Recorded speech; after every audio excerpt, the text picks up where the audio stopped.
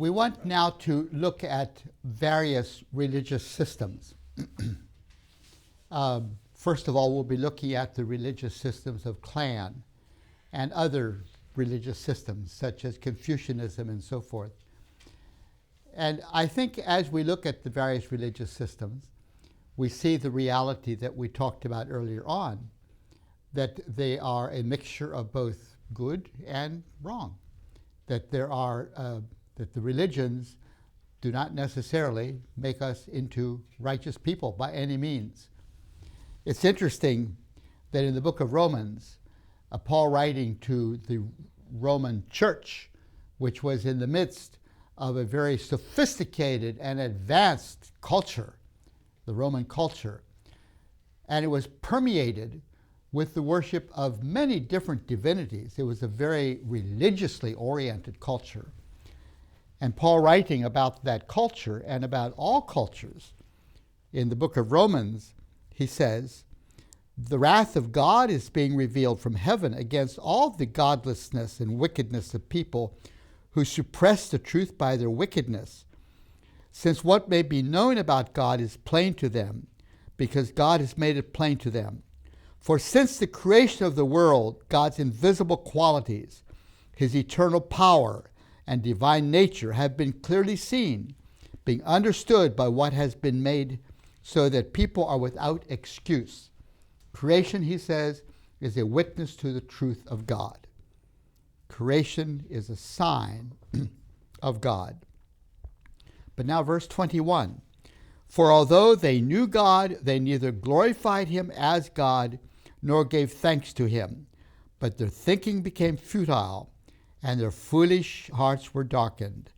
Although they claimed to be wise, they became fools and exchanged the glory of the immortal God for images made to look like mortal human beings and birds and animals and reptiles. Therefore God gave them over in the sinful desires of their hearts to sexual impurity, to degrading of their bodies with one another. They exchanged the truth about God for a lie, and worshipped and served created things rather than the Creator, who is forever praised. Amen." And it goes on to describe this sense of fallenness and sinfulness that permeates the religions because people choose to go their own sinful ways rather than to follow the Creator.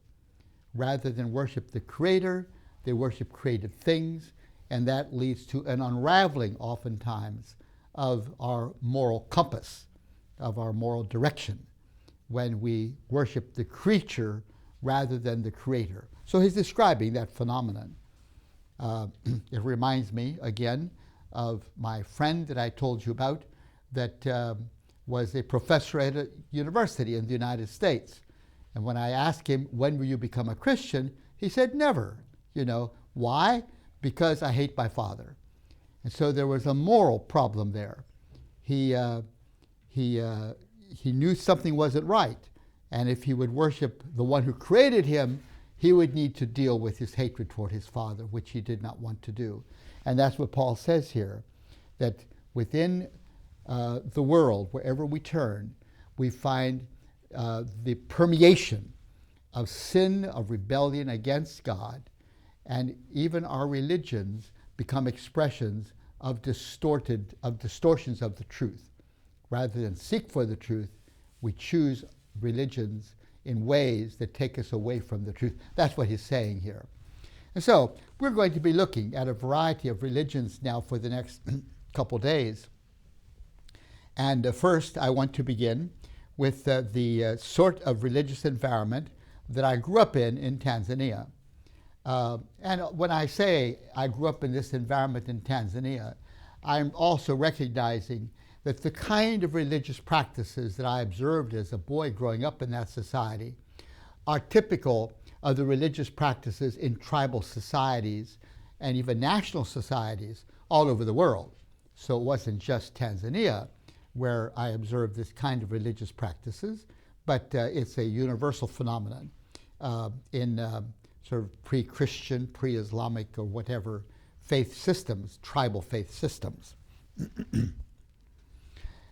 And the first observation, so we're looking at the religions of clan and tribe is what we're doing. Looking at the religions of clan and of tribe.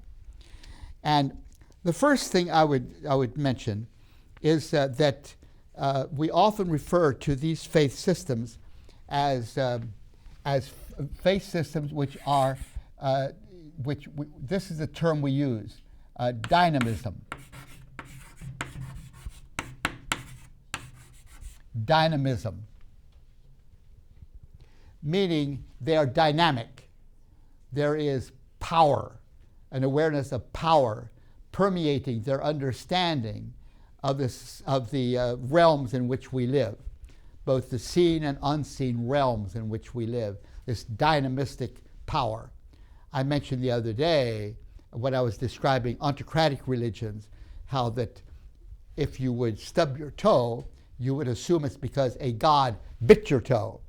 That's why you stub your toe. That's dynamism. That's the perception that within that root of a tree there is a spirit or a divinity living. And so these spirits and divinities permeate every aspect of society and of nature as well. Now there's several themes within dynamism that we should notice. First of all is creator.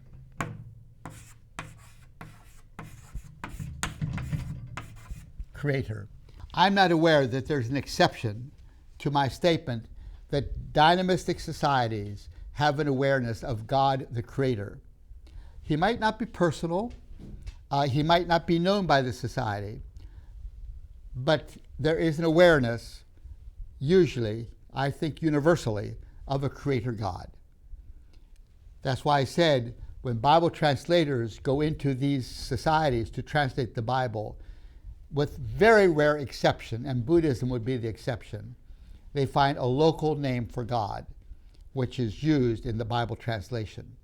So that's one aspect of dynamistic societies.